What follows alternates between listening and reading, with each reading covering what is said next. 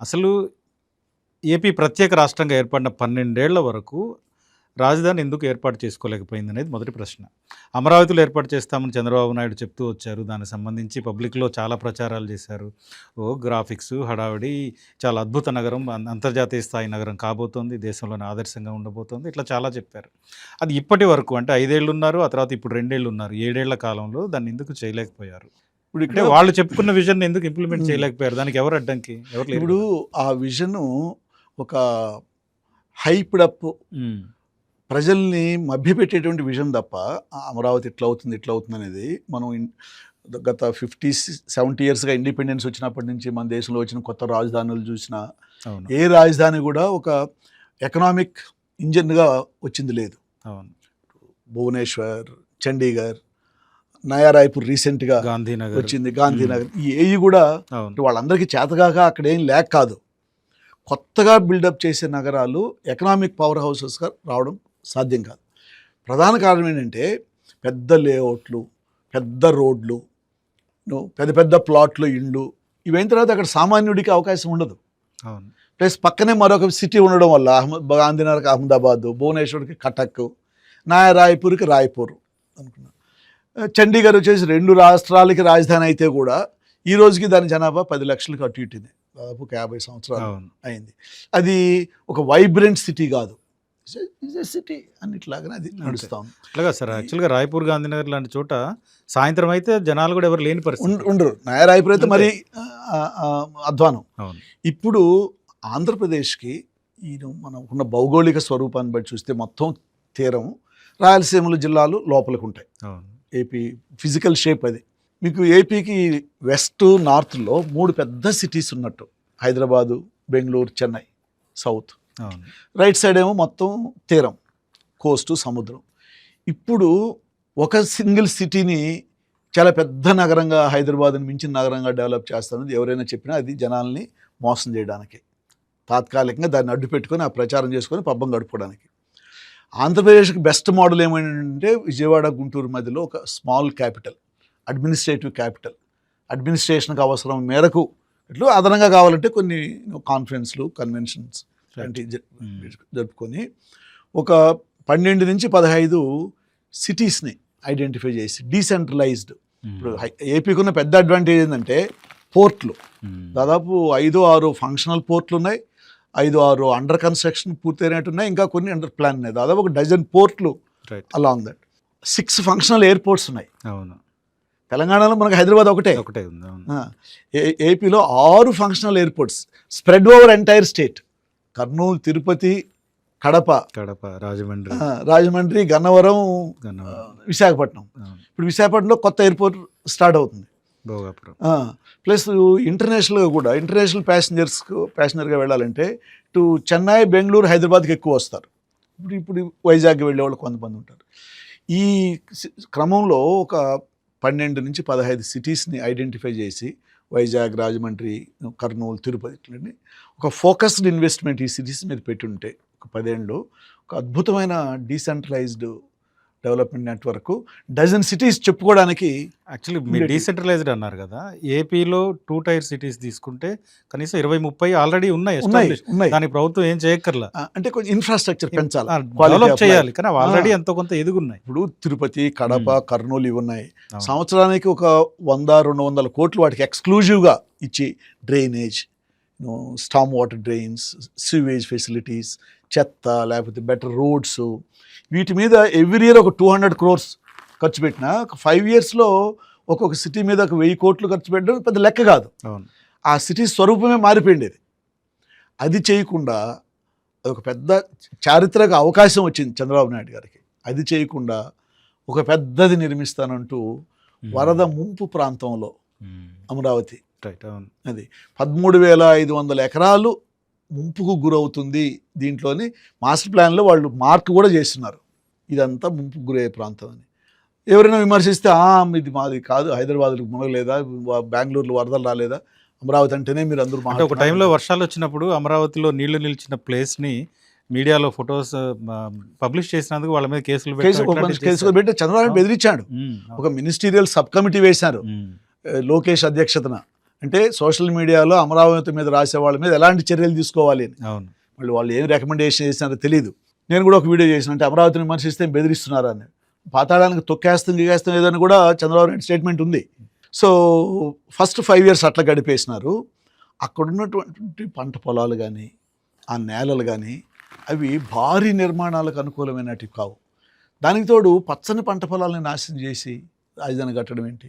లో లయింగ్ ఏరియాలో రైతుల్ని భాగస్వాములు అన్నారు. సరే, రైతులకి ఏమి 1000 గజాలు రెసిడెన్షియల్ ప్లాట్ ఇవ్వాలి. అప్పుడు 5 ఏళ్ళలో ఇవ్వలేదు, అగ్రిమెంట్లు ఏమో 3 ఏళ్ళలో ఇస్తామని అవును. భూములు తీసుకునేటప్పుడు.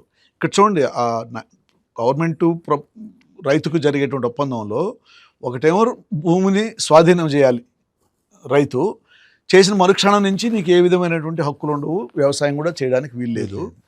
ప్రభుత్వం ఏమంటుంది, నేను అది చేస్తాను ఇది చేస్తాను, 3 ఏళ్లలో నీకు ప్లాట్ ఇస్తాను. ఇంకోటి పేపర్ మీద పెట్టి పూర్తిగా రైతుల్ని మోసం చేసినటువంటి 2 అంశాలు ల్యాండ్ పూలింగ్ రూల్స్లో 2015 జియో ప్రకారం మొన్న దాన్నే రిపీట్ చేసినారు. రాజధాని 29 గ్రామాల్లో ఉన్నందరికీ ఉచిత విద్య వైద్యం కల్పిస్తాం అని ల్యాండ్ పూలింగ్ రూల్స్లో స్పష్టంగా రాసి ఉంది. ఓకే. ఒక్క విద్యార్థికి కానీ ఉచితంగా ఇచ్చింది, విద్య చెప్పించింది లేదు. ఒక్క రైతుకు, ఒక్క మనిషికి కూడా ఆ ప్రాంతంలో ఉన్న వాళ్ళకి ఉచితంగా వైద్యం కల్పించింది. వాళ్ళ ఉద్దేశం రాజధాని పూర్తయిన తర్వాతనేమో సార్. అప్పుడు కూడా ఉండేది ల్యాండ్ పూలింగ్ రూల్స్ ఇవి. అంటే బయట చెప్పుకోవాలి, ల్యాండ్ పూల్ చేసిన తర్వాతనే భూములు ఇచ్చిన రైతులకి ఈ గ్రామాల్లో. సో ఇది బయట ప్రచారం చేసుకోవడానికి, చూడండి మాకు ఇన్ని వేల ఎకరాలు భూములు స్వచ్ఛందంగా ఇచ్చినారు, మేము వీళ్ళందరికీ ఉచిత విద్యా వైద్యం కల్పిస్తున్నామని చెప్పుకోవడానికి బయట. అంటే ఇది ఎంత మోసం అండి. సో ఆ ల్యాండ్ పూలింగ్ ప్రక్రియ మోసం. ఓకే, అప్పుడు 5 ఏళ్ళు గడిచిపోయినా ఒక్కరికి కూడా ఒక ప్లాట్ ఇవ్వాల.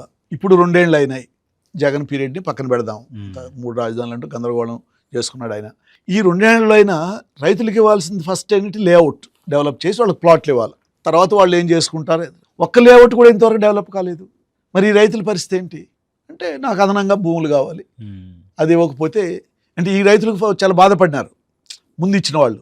ఇంకా ఇస్తే మా అల్టిమేట్గా ఏమైపోయిందంటే మొత్తం అమరావతి రాజధాని కాన్సెప్ట్ అంతా భూముల విలువలు పెరగడం మీదనే ఆధారపడింది. సో ఇప్పుడు అదనంగా 50,000 ఎకరాలు తీసుకుంటే మా భూముల విలువలు పెరగవు కదా, అంతే కదా ఇక్కడ. కానీ నన్ను అక్కడ అబ్జెక్ట్ చేస్తే ఇక్కడ ఇది మున్సిపాలిటీగా మిగిలిపోతుందని బ్లాక్మెయిల్ వీళ్ళని. ఇది అక్కడ జరుగుతున్న ప్రక్రియ. ఈరోజు కూడా భారీ ఏదైతే ఐకానిక్, సో కాల్డ్ ఐకానిక్ అని అసెంబ్లీ టవర్స్ అవి అన్నారో చాలా తక్కువే స్టార్ట్ అయినాయి. ఎన్ని అడుగుల లోతుకి వెళ్తున్నారో తెలీదు. కొంతమంది ఒకరిద్దరు అంతో ఇంత పరిచయం ఆ ఏరియాతో ఉన్న వాళ్ళు చెప్పేది 200 అడుగుల వరకు ఫౌండేషన్స్ వేశారు అని. ఏదో రీసెంట్గా నాబార్డ్ బిల్డింగ్ ఏదో 15-20 అంతస్తులతో మేబీ 30 స్ట్రైట్స్ ఏదో కట్టబోతున్నామని. అంటే ఇవన్నీ ప్రచారాల్లో ఉన్నాయి. నాబార్డ్ అక్కడ 20 అంతస్తులు అవసరమే ఉంది అక్కడ, అవసరమే ఉంది చెప్పుకుంటున్నారు. ఇప్పుడు 4-5 స్టార్ హోటల్స్కి ల్యాండ్ ఇచ్చినాడు. ఏముందని అక్కడ స్టార్ హోటల్స్కు ల్యాండ్? ముందు భూములు ఇచ్చేసుకోవాలి తన మనుషులకి, మొదటి దశలో కూడా ఇదే జరిగింది. కానీ అప్పుడు ఎవరు పనులు మొదలు పెట్టాల, అందుకని తర్వాత ప్రభుత్వం క్యాన్సిల్ చేసింది. ఇప్పుడేంటి, ముందు మొదలు పెట్టండి, భూములు ఇస్తున్నాం కదా, అంత మనవాళ్లే. సో అక్కడ ఒక అస్తవ్యస్తమైనటువంటి వ్యవహారం, కాంట్రాక్ట్లు, ఎవడికి ఎంత ఏం జరుగుతూ ఉందో తెలియదు, తిన్నోడికి తిన్నంతలాగా వ్యవహారం నడుస్తూ ఉంది. సరే, ఈ 2028 అంతా మొదటి దశ పూర్తి చేస్తామంటున్నారు, అవుతుందా? 2 వర్షాలు పెద్దదిగా పడితే 6 నెలలు పనులు జరగవు. ఇప్పుడు వర్షాకాలం 2 వర్షాలు బలంగా పడినాయంటే ఇంక 4-5 months నవంబర్ వరకు పనులు జరగవు. తర్వాత మీకు ఎంత మిగిలింది, 27-28. 2 వర్షాకాలాలు పక్కన తీసేస్తే మీకు గట్టిగా మిగిలేదు 1 year. 1 yearలో ఎంత పూర్తి చేస్తారు? ఇప్పుడు జరుగుతున్నటువంటి వ్యవహారం అది. ముఖ్యమంత్రి మాత్రం 5 ఎకరాల స్థలంలో ఆయన ఇల్లు అయితే మొదలు పెట్టుకున్నాడు. మరి లేఅవుట్స్లో ఎవరికి ఇంకా పర్మిషన్స్ లేవు ఇల్లు కట్టుకోవడానికి. ముఖ్యమంత్రి మాత్రం ఎట్లా పర్మిషన్ వస్తుంది అంతే. అమరావతి అంటే అన్ని రకాల అనర్థాలు, మిస్యూజ్ ఆఫ్ గవర్నమెంట్ పవర్. అందుకని సార్ అమరావతి భ్రమరావతి అనేది భ్రమలు కల్పించడంలో దానికి రకాల నిక్ నేమ్స్ వచ్చినాయి. అది రాజధాని పరిస్థితి. ఇది అంత ఆశాజనకంగా. మరి ఇప్పుడు 20-30 గ్రామాల రైతుల పరిస్థితి ఏంటి సార్? 2012 నుంచి ఇప్పటి వరకు వాళ్ళకి ఆ భూములు వాడుకునే పరిస్థితి లేదు. దీంట్లో చితికిపోయిన వాళ్ళు ఆర్థికంగా, మానసికంగా ఏమీ చేయలేక, ప్రభుత్వ పవర్ ముందు, కులం కూడా అక్కడ ప్రధాన కారణం. అక్కడ 84% మంది భూములు ఇచ్చిన రైతులు 3 ఎకరాల లోపు వాళ్ళండి. వీళ్ళు బాగా నష్టపోయిన వాళ్ళు. ఇప్పుడు 10 ఎకరాలు ఉన్న రైతుకు 10 ప్లాట్లు వస్తాయి. అప్పుడు ఒకటి 2-3 ప్లాట్లు అమ్ముకున్నా ఒక 10 ఏళ్ళు రేట్లు పెరిగినాయి కాబట్టి ఇంకా నీకు కొన్ని ప్లాట్లు మిగిలి ఉంటాయి. ఇది నగరం ఏదైనా డ్యామేజ్ అయితే ఇంకా పెద్ద ఎకరం ఇచ్చిన రైతుకు ఒక ప్లాట్ వచ్చి ఉంటుంది. ఒక ప్లాట్లు నీకు పూలు అమ్ముకుంటాడా, తింటాడా, ఫ్యామిలీ ఏంటి, పిల్లల చదువులు ఏంటి, హాస్పిటలైజేషన్ పరిస్థితులు, ఇట్లా సైకలాజికల్గా చాలా డిప్రెషన్కు గురైపోయిన వాళ్ళు చాలామంది ఉన్నారు. బయటికి చెప్పుకోలేరు. అడంతా బలమైన రైతులదే అక్కడ వాయిస్. మంత్రితో చర్చలైనా ఇంకా ఏం జరగాలన్నా బలమైన రైతులదే. కింది వాళ్ళని అసలు సిఆర్డి అధికారులు కూడా ఖాతరు చేయరు భూములు ఇచ్చిన రైతుల్ని. బట్ వ్యవసాయ కార్మికుల పరిస్థితి ఏమైంది? ఎక్కడెక్కడికో మైగ్రేట్ అయిపోయినారు. ఏబుల్ పనిచేయగలిగినటువంటి యువకులు చాలామంది గ్రామాల్లో లేరు. వెళ్ళేది 2 నెలలకో 3 నెలలకు ఒకసారి వస్తున్నారు. ఎందుకంటే అక్కడ ఉన్న పనులన్నీ ఆపేసినాం కదా. ఇంకా అక్కడ నీకు వచ్చిందంతా మైగ్రెంట్ లేబరే, ఉత్తరాది రాష్ట్రాల నుంచి తీసుకొచ్చిన కన్స్ట్రక్షన్ లేబర్ తప్ప మిగిలిన వాళ్ళకి ఏం పనులు ఉన్నాయి అక్కడ? అది పరిస్థితి. కాబట్టి ఇంకా అదనంగా అదేదో అద్భుతాలు సృష్టిస్తుంది. ఇప్పుడు ఇంకోటి, ఉద్యోగాలు ఎక్కడి నుంచి కల్పిస్తుంది అమరావతి? అంతో ఎంతో ఐటీ వచ్చే వాటిని వైజాగ్ షిఫ్ట్ చేస్తున్నారు. ఇంక నీకు కొత్తగా ఎక్కడి నుంచి ఉద్యోగాలు రావాలి? ఈ మధ్యలో బ్యాంకుల వాళ్ళు ఆఫీసులు పెడతా ఉంటే ఆ బ్యాంకు ఎంప్లాయీసే వస్తారు. అదనంగా ఉద్యోగ కల్పన ఏం జరుగుతుంది అక్కడ? అందుకని ఇంకొక 1 year జరిగితే బై ది ఎండ్ ఆఫ్ 2027 అక్కడ రైతుల్లో కూడా చాలా తీవ్రమైనటువంటి అసంతృప్తి కనిపిస్తుంది అనేది. ఎందుకంటే ప్లాట్లు హ్యాండ్ ఓవర్ చేయలేరు. మరి తర్వాత మళ్ళీ 1 year 1.5 years ఎలక్షన్స్. నెక్స్ట్ ఏమవుతుందో తెలీదు. 2020 సగం అయిపోయింది. ఇంకా 2 years అయిపోయినట్టు సగమేనండి. ఇంకా 2 years. లాస్ట్ 1 year ఏం జరగవు. ఎలక్షన్ హడావుడిలో ఉంటారు. రాజకీయాలు, పొత్తులు, ఈ వాతావరణం మారిపోతుంది. సో ఇంకొక నెక్స్ట్ 1 year అయితే చాలా క్రూషియల్ అక్కడ.